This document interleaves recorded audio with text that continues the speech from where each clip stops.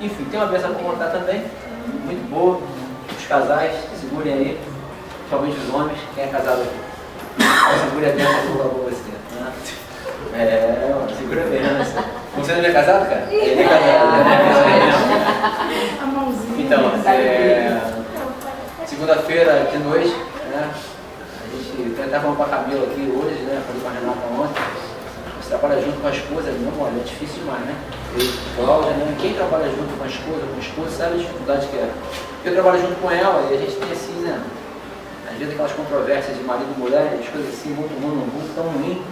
E a coisa que mais me angustia é estar aqui, às vezes, pregando para vocês e às vezes com problema com a minha esposa.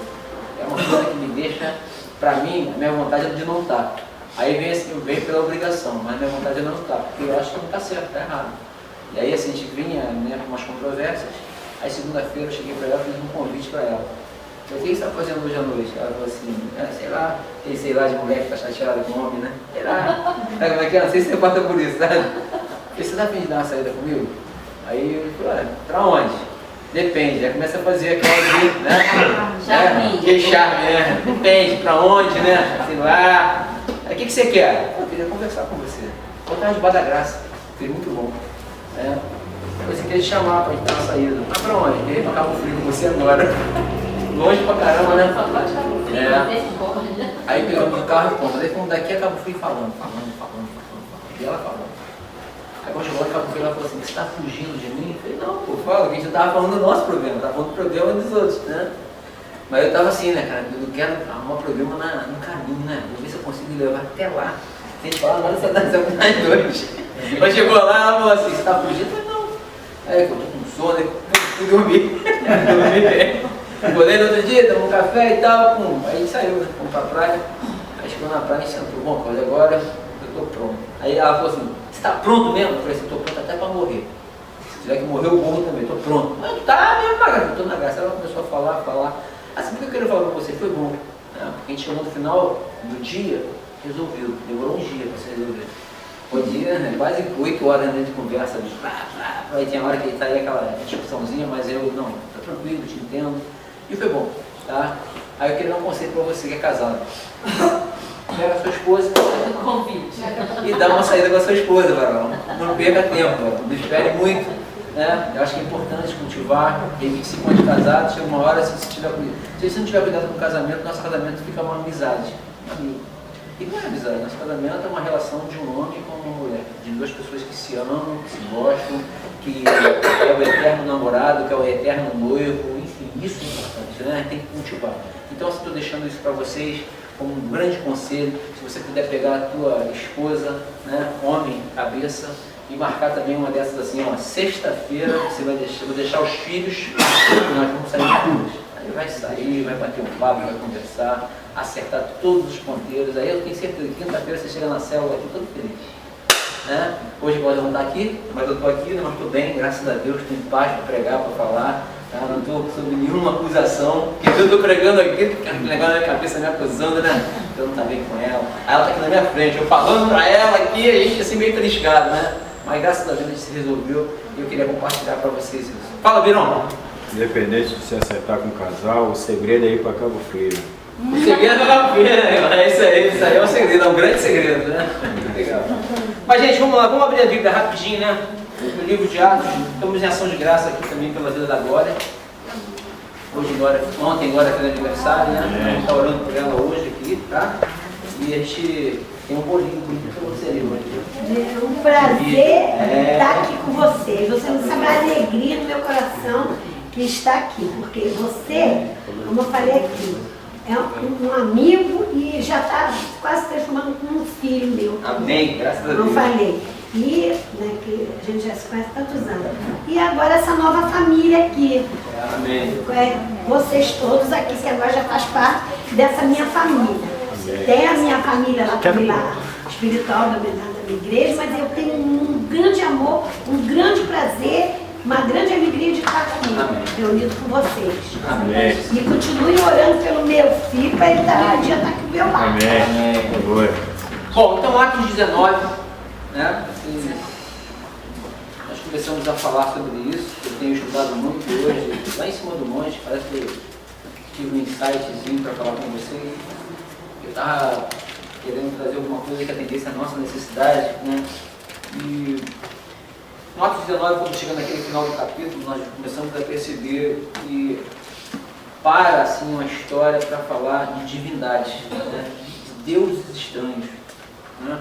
Porque nós estamos ali, na verdade, com Demétrio, né? Diante de Paulo, Demétrio e Paulo, os ourives, o lucro dos caras acabando, né? Falei do bem-estar, né? Falei do bem-estar, né? Falei do bem-estar. Foi algo muito difícil para mim para pregar aqui semana passada, porque eu recebi uma mensagem, quando eu cheguei aqui, eu preparo para o meu família.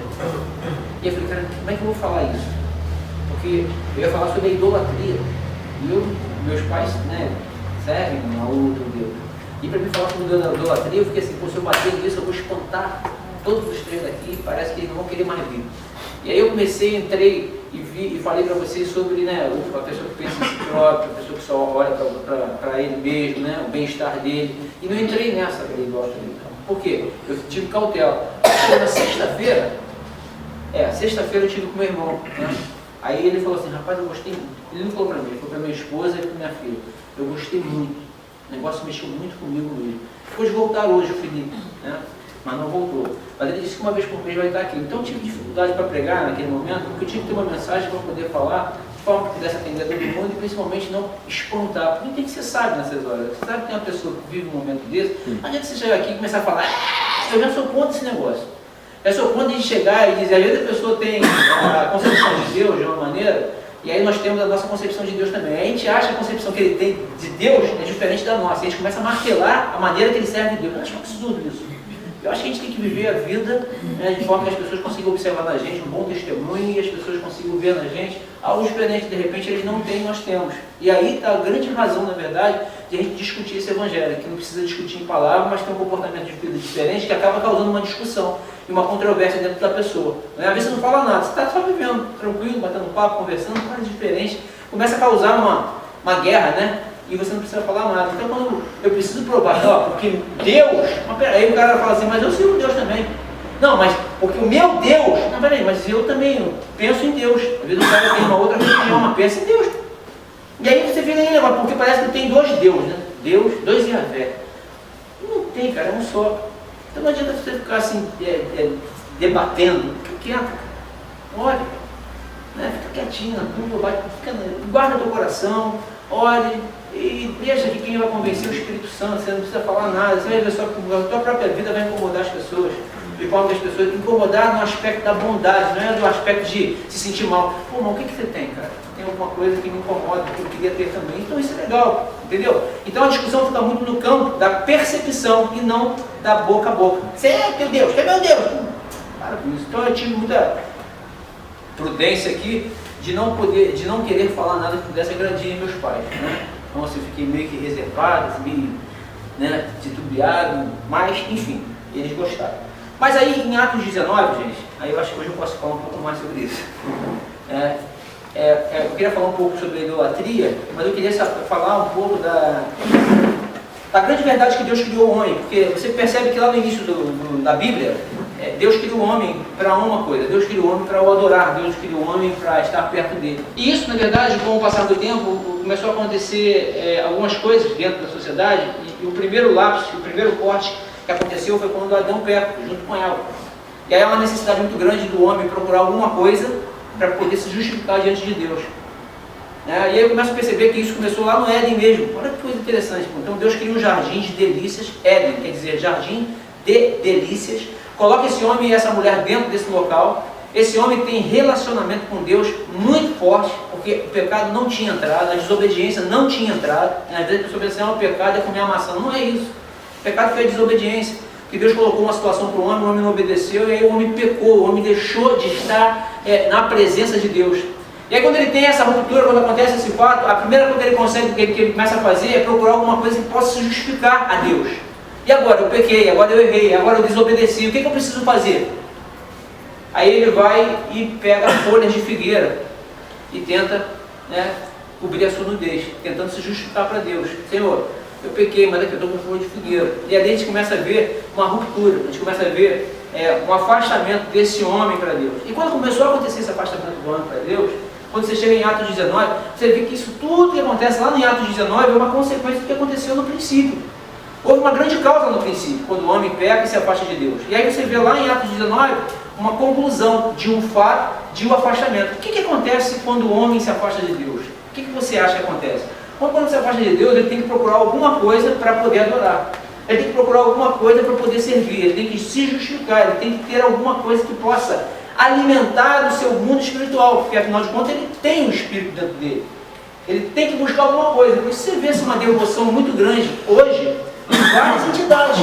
É comum você ver, né? Festa de São Jorge, festa da padroeira não sei da coisa, festa não sei o quê. Porque o homem foi criando algumas situações que pudessem justificar a Deus. Porque, na verdade, as entidades, as divindades, não exigiam um comportamento de relacionamento mais profundo com Deus. Essa questão do relacionamento mais profundo com Deus, ele implica em uma vida que possa estar assim muito próxima. E aí, na verdade, as divindades, cada divindade, ela tem uma ordem de serviço. Aí você vê que em Indiana, para você ter uma ideia, havia o culto da orgia. Olha que coisa interessante. Então a pessoa, na verdade, podia viver uma vida de qualquer maneira. Porque estava adorando Diana, estava tudo tranquilo. Mas nessa ruptura que há no Éden, vai dando consequências terríveis. A ponto de Deus querer um povo para ele, e esse povo sempre afastado dele. Esse povo sempre mais longe dele. Aí Deus, na verdade, ele se aborrece com essa sociedade, ele se aborrece com esse mundo. Ele vê tanta coisa ruim, que ele se arrepende de até ter feito o mundo. Me arrependo de ter feito o mundo, me arrependo de ter feito o homem. Deus chegou a se arrepender. A gente fala muito, né? Deus não se arrepende. Deus se arrependeu, pô. Deus, quando olhou do céu uma determinada feita, quando ele viu a sociedade do jeito que está, ele vai e se arrepende. Caramba, o homem está muito mal, o homem está muito longe de mim. O homem está muito afastado. E aí ele se arrepende de ter feito o homem. A Bíblia diz que ele passa os olhos na terra e vê um homem justo, que é Noé. E aí de Noé, você começa a ver a criação de uma nação. E dessa nação, você começa a perceber que essa nação, que se chama Israel, que se chama povo judeu, essa nação começa a passar também por alguns distúrbios. Ora está bem, ora está mal, ora está bem, ora está mal. Mas como a gente está falando de divindade, eu queria apropriar você de uma ideia de quem é o Deus que nós servimos. Ah, Jenny, nosso Deus é diferente do Deus que todo mundo fala. Não, eu não acho que o nosso Deus é diferente do que todo mundo fala. Só que a maneira que eu me porto para Deus é a maneira que Deus age na minha vida. Entendeu? Eu creio em Deus, pô. Eu também creio em Deus. Mas como é que você age? Ah, eu faço um monte de besteira. Como é que eu ajo? Eu procuro corresponder a Deus pelo que está escrito na palavra. E aí quando eu procuro corresponder a Deus pelo que está escrito na palavra, a manifestação de Deus na minha vida é de uma intensidade maior. Por isso que nós cristãos, por isso que nós crentes, por isso que nós que trazemos a Bíblia debaixo do braço, nós precisamos ter um grande equilíbrio. Um grande equilíbrio. Por que a gente precisa ter um grande equilíbrio? Porque o cara teme a Deus. Só que a concepção e a formação que ele teve foi uma formação diferente da nossa. E ele acha que até a atitude que ele tem errada é uma atitude que ele está com Deus. E às vezes o cara não quer estar observando o que está escrito. Por não observar, ele acha que ele está ali fazendo aquilo correto. Então, na verdade, ele crê em Deus, mas só que ele não tem uma atitude que, na verdade, traz um relacionamento que possa atrair a vontade de Deus de uma maneira intensa, a ponto de, em determinados momentos da vida, o cara está sendo abençoado, o cara está sendo curado, o cara está sendo liberto, o cara ter fé para passar por aquele momento difícil. Porque a grande da relação está nisso. Quando você vê um cara que eu tenho a Deus, mas não procura ter uma vida, e o cara que teme a Deus e procura ter uma vida, é que quando os dois vão para um momento de grande desafio, quando os dois vão para o mar encapelado, você percebe que um tem fé e o outro desiste. Ontem eu conversei com uma pessoa 1 hora. E ele falou assim para mim, pô, estou com vontade de desistir de tudo. Eu falei, caramba, mas como é que é isso? E ele está afastado de Deus? Não, quero ir embora, quero largar tudo. Cara, mas como? Eu não entendendo isso. Não, é melhor fazer isso.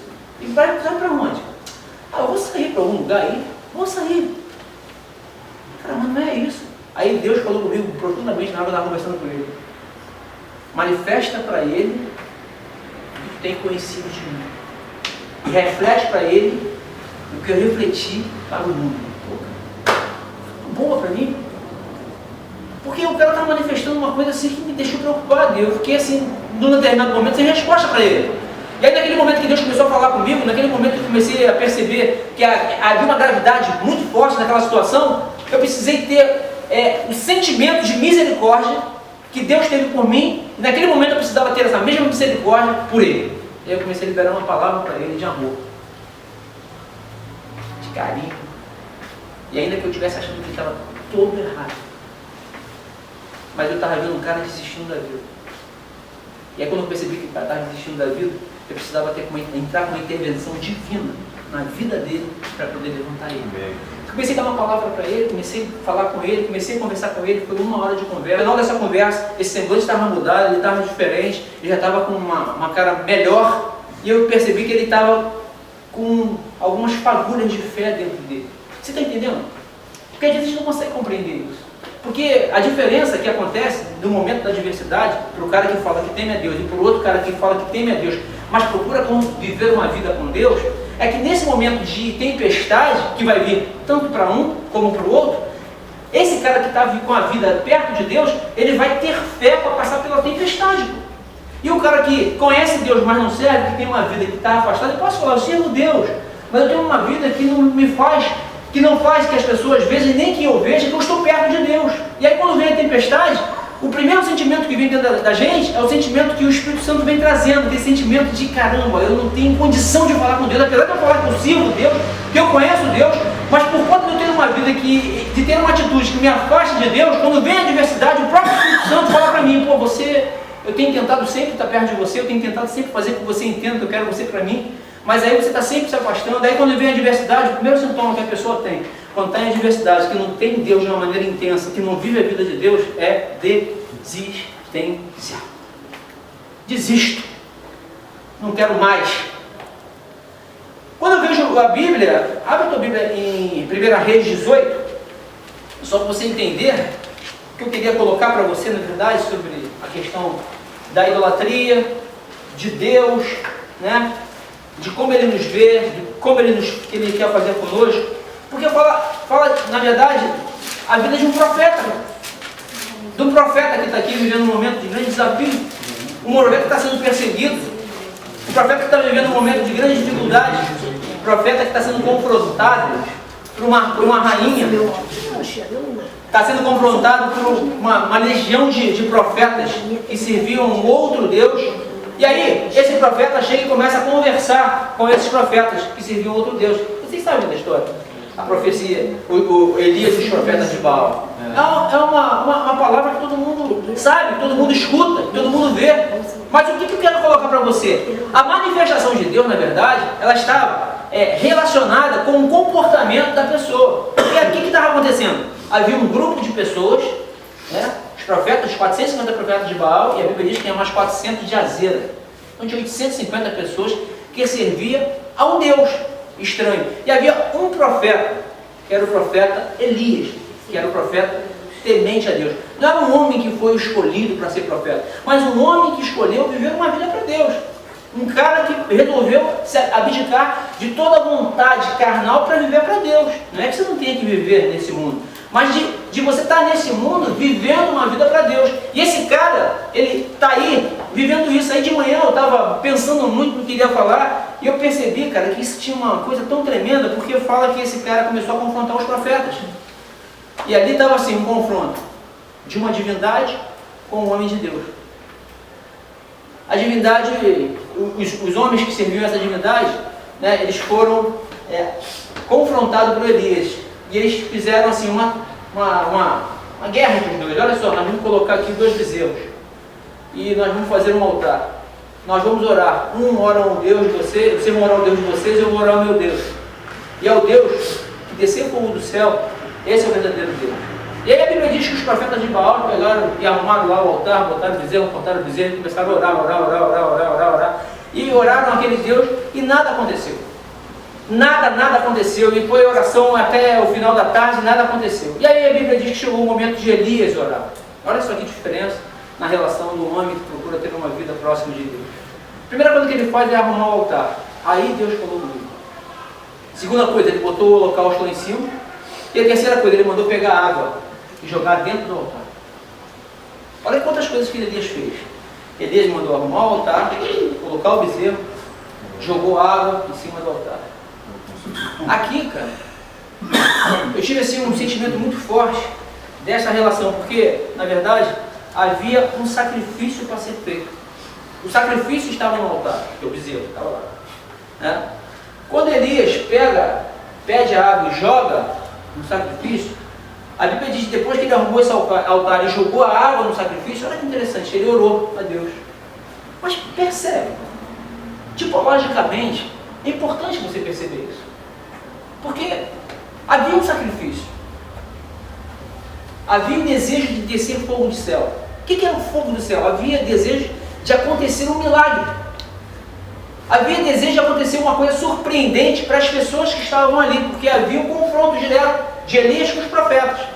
E tipologicamente, você vê que a água, ela tem uma relação muito grande com a palavra.